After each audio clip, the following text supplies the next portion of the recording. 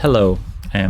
Next of our baby steps in learning a program is learning about variables. Variables are another key thing you need to understand if you're going to be a programmer. What variables do is it allows us to store data, and that's really important because it allows the computer to remember things and react to whatever the user is using. If we didn't have variables, then a program would always behave the same every single time we run it, and we don't want that.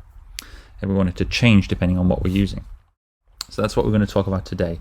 And before we do that, I quickly need to introduce this thing which I'm going to call the TIC80 cycle. Just highlight that there. Right, what is the TIC80 cycle? Now I'll mention this because this is not how TIC80 does something that computer programs don't usually do, and we need to see that and understand that. So this is the TIC80 program. We'll soon move away from this very simple one, but we talked about computer programs starting at the top and doing each line in turn until they get to the bottom. That is true. But what TIC80 does is something slightly special, which it has this function called tick, and inside it is these lines, these statements, which we call a block of code. And what it does is it runs this 60 times a second. So it's running and updating the screen and doing this 60 times a second. So it will run, it'll clear the screen, it'll draw the picture, it'll print the words, it'll do whatever this is, which we'll come to in a second. And immediately it'll run it again. So it clears the screen, it's doing it again and again. It's doing it so quickly, you can't see it. You can't see it being updated. And you can see stuff happening here.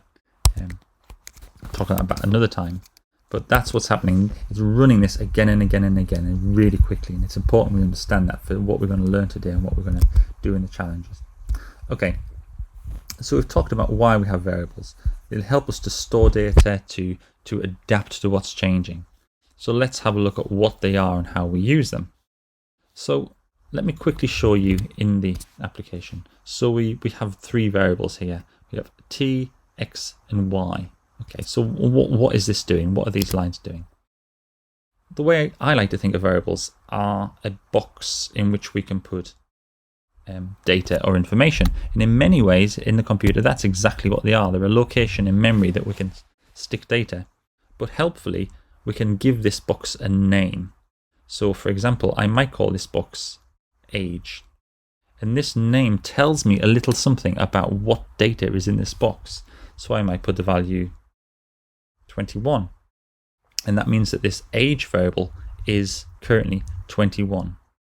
So then we can use this variable, this kind of symbol, this set of characters, this name, as if it was a number. So if I do something like print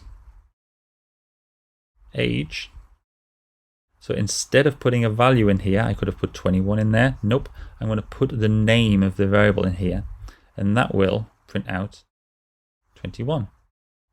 If instead of 21 in this box it was 27, this same line of code, exactly the same line of code, will do something different.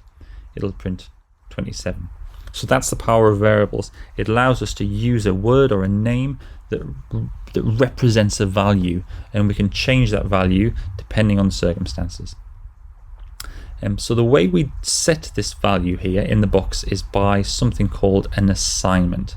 And so in code we would write age equals and then a value. So I'm going to put it 17 this time.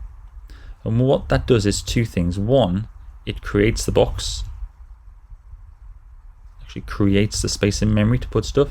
And then two, it actually puts the value in there. So here we would do something like, let's get rid of that. 17 in there.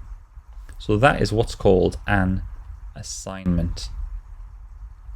Nothing about assignments like coursework or anything. This is assigning a variable a value, or in other words, assigning a value to a variable. It's storing, it's putting it in there.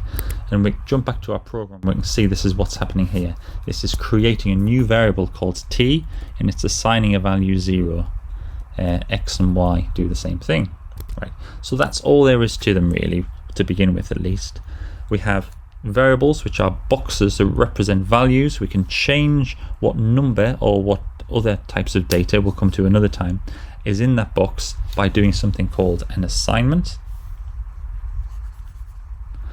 And we can use the value whenever we refer to the value in the program it's as if we're putting whatever value it is there into that place, right?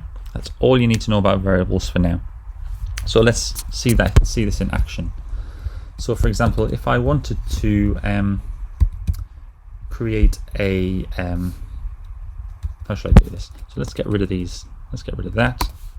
Let's get rid of that, and let's leave hello world there. So instead of hello world, I could create a new variable called words, and I could say hi there, or ho there, in fact. Then if I replace that with words and run it, put ho there, and there. If I say words equals goodbye, what's it going to say? Ho there, goodbye. Will it say both? No, what's happening is this words variable is having its value overwritten, it's having a new value put in, and it's goodbye. We'll see that there. Right. So that's how so I've created a new variable, I've given it a name which is kind of meaningful and describes what it is. I've used it there, and there we go. So I want to just show you one more thing here, and it's why I said this is happening over and over and over again, is that here in t equals t plus 1, what is going on there? Well, it's doing two things. Hopefully we can see this is an assignment. It's assigning a new value to t. The value it's assigning is whatever value is currently there plus 1. So we're doing two things. We're using the value t to generate a new value, t plus 1, and then we're putting that value back into t. So I'm quickly going to draw that, because if you can understand that, you can understand anything. So we've got a new value here. Let's jump to my pen, called t, which has a value, let's say it starts out as 0. And then we do something which is t equals t plus 1. Well, the first thing that happens is it calculates this value, t plus 1. But what's t? It's 0 plus 1.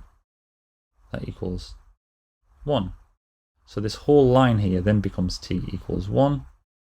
And so that goes, it becomes 1. That's what's going on here. So it's just algebra, and that's why I said it's algebra. It's a bit like algebra.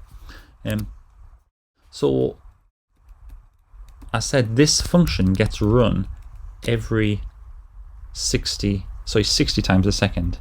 So what would happen if instead of printing words, I print t there? I'm going to let you run that and find out. Every time it runs, it's going to print the value of t and then add one more onto the value of t. Okay, so I'm going to let you do that and see what happens, ask you some questions and set you some challenges. Right.